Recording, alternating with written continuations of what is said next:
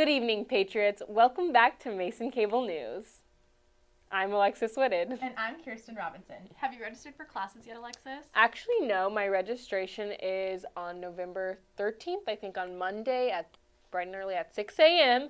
But I do have everything in my registration cart. I'm ready to just press register. I hope I get everything. How about you? I actually registered yesterday morning, 6 a.m., bright and early. I got all the classes I wanted. My schedule looks pretty nice. It leaves me enough time to work and do all my other extracurricular activities, so I'm pretty happy with it. Perfect. Yesterday, voters from all over Virginia turned out to vote in the 2017 gubernatorial election. Voters casted their ballots for either Democrat Ralph Northam, Republican Ed Gillespie, or Libertarian Clifford Hyra. Ultimately, Ralph Northam won with nearly 54% of the votes and an 8-point margin. Northam has stated that his top priority will be filling middle school jobs by making community colleges and apprenticeships free for students seeking careers in high-demand fields, including cybersecurity and early childhood education, if they commit to a year of unpaid public service. He also proposed a $15 minimum wage and a tax credit for small businesses that offer workers paid family leave. Virginia Democrats down the ballot had a successful night with Justin Fairfax elected as lieutenant governor, the second African American to hold elected state office in Virginia, and Mark Herring elected as attorney general. Democrats also gained a net 15 seats in the House of Delegates, with 5 races still too close to call. As the election results came in last night, the Democrats hosted an official watch party here on Mason's Fairfax campus. Here's Angelique Arentalk with more on that event. The hub at Mason went wild. The Democratic candidates on the ticket, including Justin Fairfax and Mark Herring, were supported by the current Governor McAuliffe and Senators Tim Kaine and Mark Warner. The stage was then handed off to Virginia's Governor-elect Ralph Northam. To those of you that knocked on doors, who made phone calls, and talked to their neighbors about the principles and values that are so important to us as Virginians, I say thank you so much. Northam greeted the students and Virginia residents, additionally going on to say, I remind you all the time, we live in a very diverse society. It is getting more diverse every day. It is that diverse society that makes this country great. Reporting for Mason Cable News, Angelique Arentalk. The holiday season is back. It's time to start registering for spring classes. Go to Patriot Web to verify your registration time and check on any existing holds on your account. The priority dates for each class are as follows: November 9th for seniors, November 13th for juniors, November 15th for sophomores, and November 17th for freshmen. Please note that the registration time is based on credit hours corresponding to class, not necessarily the year you came in. On November 9th, SHIP, an interest group for Asian American women to empower women and create strong leaders, is having a fundraiser at Pho Factory in Alexandria. The event will take place from 10 a.m. to 9 p.m. There will be many options, including spring rolls, fried rice, vermicelli noodles, and pho. 15% of your purchase will go towards SHIP. Be sure to show them the flyer on your phone when you check out. For more information regarding the event, find them on Instagram at GMUShip. Within the discussion of women empowerment, last Friday, Roosevelt at Mason spearheaded an event called the GMU Women's Leadership Conference. Angelique Arentalk has more of the story. Women are role models, leaders, and innovators. The GMU Women's Conference in the Mix at the Fenwick Library shows all that and more.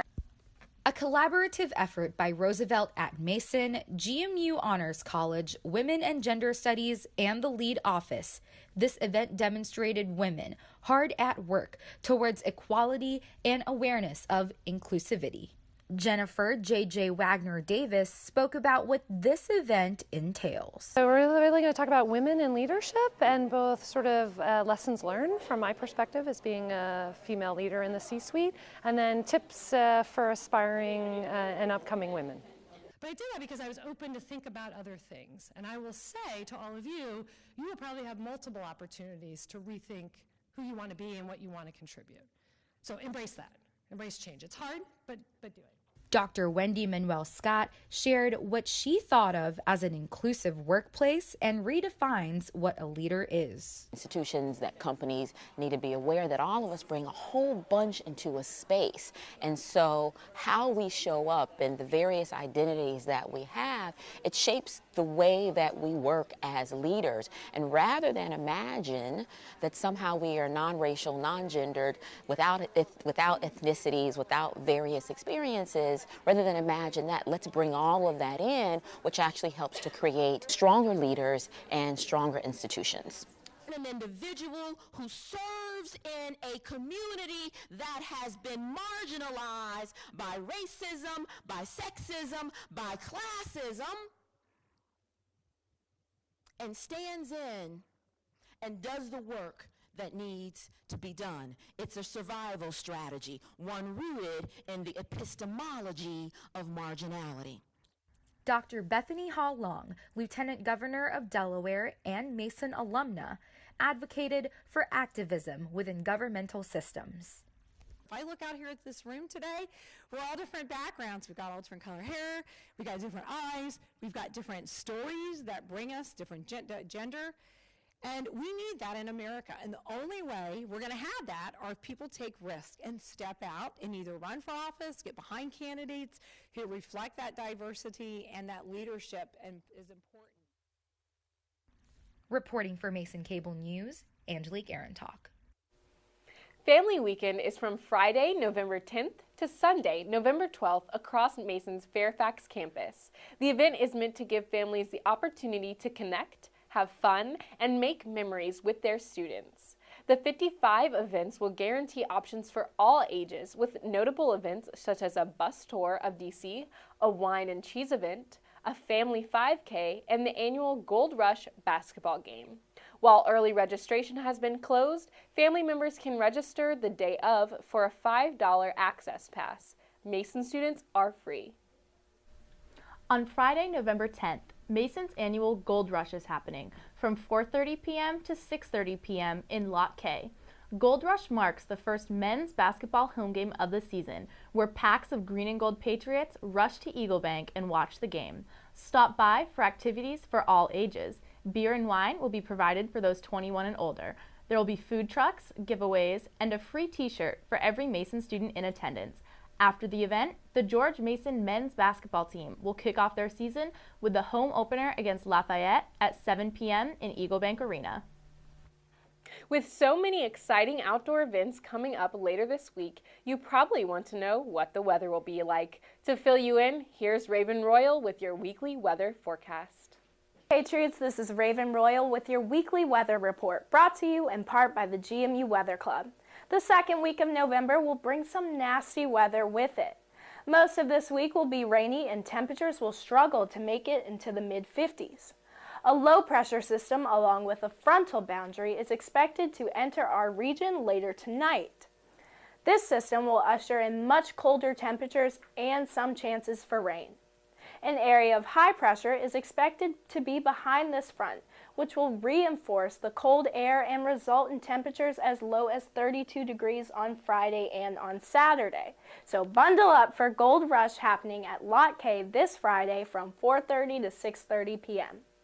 As the system pushes its way towards New England late Saturday into Sunday, a storm that is currently over the Ohio Valley could make its way into the mid-Atlantic regions, resulting in more rain on Sunday and on Monday. You can see from this map from the Weather Prediction Center that rainfall totals between this last Sunday and this Sunday night are expected to be between 3/4 of an inch to an inch of rain. That's all for your weekly weather report, Patriots. Have a great rest of your week. On Sunday, a man killed 26 people inside a small Texas church with an assault rifle. The gunman was identified as 26-year-old Devin P. Kelly. Stephen Williford, a local man, heard what was happening and came to the church, shooting Kelly twice with his own rifle. The gunman fled and eventually shot himself in the head.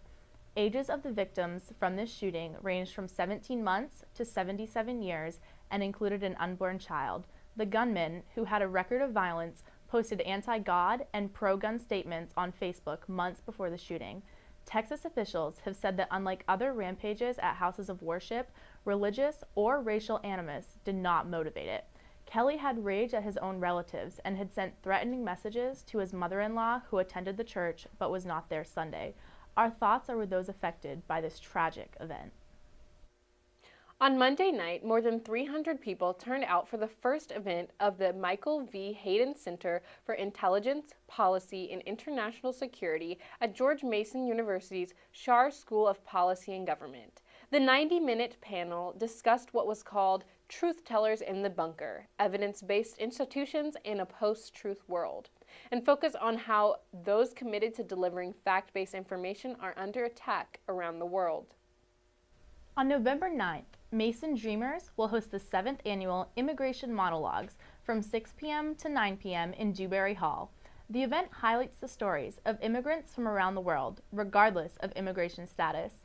Immigration Monologues seek to continue the complex and dynamic stories of immigrants who are often forgotten, ignored, and otherwise marginalized in society. The storytelling will be around the theme, "And We Rise." This Friday, November 10th, a Mason amateur drag show will be occurring from 7:30 p.m. to 9:30 p.m. in the JC Cinema. The Mason Amateur Drag Show is an annual showcase put together by Mason's student drag performers. It is too late to submit interest to perform, but it is sure to be a great event hosted by Mason's Pride Alliance. Are you interested in becoming a Patriot Leader? The application for the 2018 Patriot Leader team is open until November 27, 2017 at 9 a.m. Patriot Leaders lead groups of freshmen, transfers, and families during orientation over the summer. With the job comes free housing, a stipend, and the opportunity to guide future Patriots through their transition period to Mason. Keep in mind that in addition to the application, reference forms will be due as well. To apply, head to GMU's orientation website at orientation.gmu.edu. Join College of Science students, alumni, faculty, and friends in Research Hall Room 163 from 7 to 9 p.m. for the Science Slam Preliminary. The preliminary slammers will compete for $250 for first place and $100 for second place awards. The top slammer in each preliminary will move on to compete in the Grand Slam for a $1,000 prize. As a special feature, the College of Science Alumni Chapter will host a meet and greet before the main event from 6:30 to 7 p.m. where students and alumni can interact and eat before the main event gets started. We'll be back with Cody Borden and the Sports Report. My name is Cody Borden. Here's your sports report for the week. We are only 2 days removed from the start of the basketball season. The women's team will kick off the season at Michigan in the Chrysler Center. The men's team will be going up against Lafayette right here in Fairfax in the Eagle Bank Arena. Before the game, be sure to go to Gold Rush in Lot K from 4:30 to 6:30. There will be food, activities, giveaways, and of course, a free t-shirt. This past Saturday, the men's volleyball team hosted an all-day exhibition tournament. I decided to get an up-close and personal look of the event. Hello Patriots, I'm here inside of the rack where the George Mason men's volleyball team is participating in a preseason exhibition tournament. The tournament began bright and early at 9 in the morning. 9 other teams competed in the tournament. These teams included Erskine College, Lincoln Memorial University, Stevenson, Marymount University, King University, Messiah College, Eastern Mennonite University, as well as Penn State Club Volleyball and the Southern California Blizzard semi-professional team. The teams were split into 4 pools where each team's matchup times and opponents were determined based on skill level and the team's results from that day. The Patriots actually had 2 separate teams competing in the exhibition. One of Mason's teams fell a little short in the tournament, however, head coach Jay Hosack still considered the positive takeaways. Today is really nothing more than an opportunity to play against new people across the net. And, our guys have been kind of refocused and re-energized this year from last year. We had some key injuries to some key players. And we got a couple of guys back that we didn't expect to come back that had graduated, and they're getting an extra year to play, which is great. So it's really just a chance for us to see, the things we've been working on. Are we executing at the right things? Are we seeing the right things? Are we doing all the little things that we talk about? And, it's just it's a good chance for a lot of teams to get a lot of play. The other Mason team was able to make it all the way to the final round. I caught up with sophomore Hayden Wagner after the team had just advanced from the semifinals. How does it feel to get back on the court after a long off season?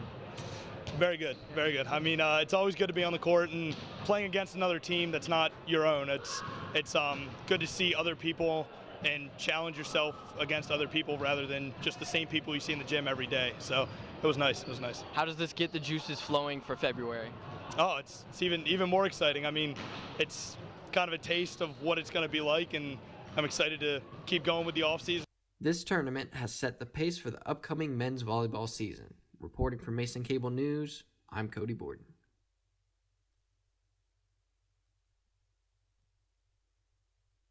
Yesterday's election brought big changes to Virginia's House of Delegates. Prior to the election, the Republicans had a 32-seat advantage over the Democrats, giving them significant control over legislation that passed through the House.